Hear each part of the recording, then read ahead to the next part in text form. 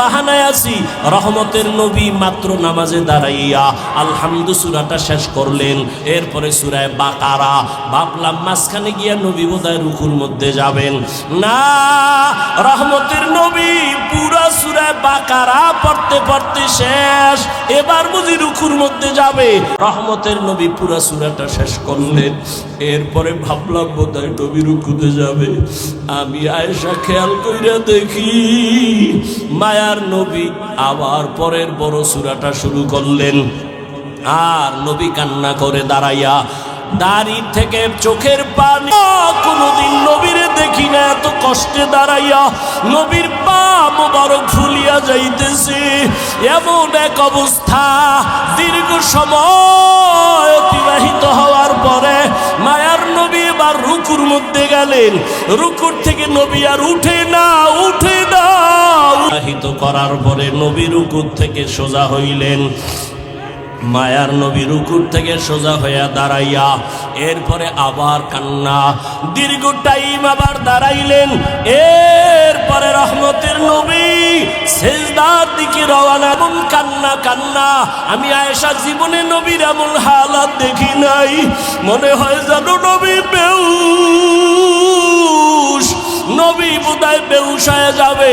সময় অনেক নিকটবর্তী হয়ে গেল। নবী তাড়াতাড়ি আপনি প্রস্তুতি হন, ফজরের সময় চলে আসছে। রহমতের নবী এইবার রেডি হয়ে যান। আম্মা জান আয়েশা রাদিয়াল্লাহু আনহা বলেন, বেলাল আয়েশা ফজরে রক্ত অল্প বাকি আছে। আনহা বলেন, আমার নবীরে এই রকম কান্না করতে আর আমি কখনো দেখি নাই।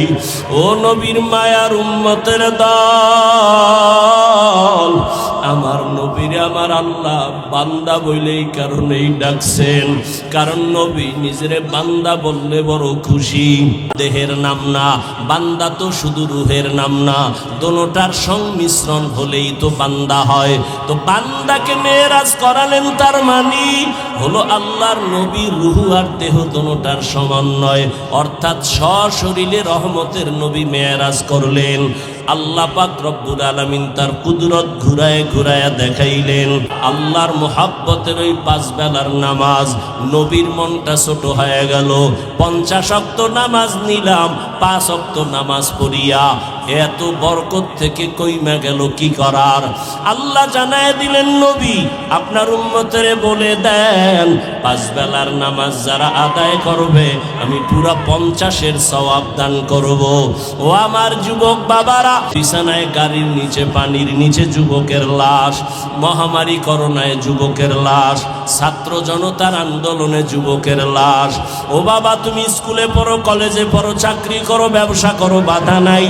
নবীর তরিকা মেনে মা বাবার দোয়া নিয়া, উলামায়ে কেরামের পরামর্শ নিয়া, শিক্ষকদের দোয়া নিয়া, এরে পর্দার আড়ালের আম্মা জানেরা, আপনাদের মতো কত দামি মা এই স্টেজে কয়েকটা সন্তানের মাথায় পাগড়ি দেওয়া হলো, এরা কোরআনের হাফেজ হয়ে গেল। এদের মা বাবা কত ধন্য। এরে আম্মা জান, এখনো সময় আছে, আল্লাহর মোহাব্বত নিয়ে তওবা করো। জীবনে আর নামাজ ছাড়বা না, আর দাড়ি কাটবা না, বেপরদায় চলবা না, মা বাবারে কষ্ট দিবা না।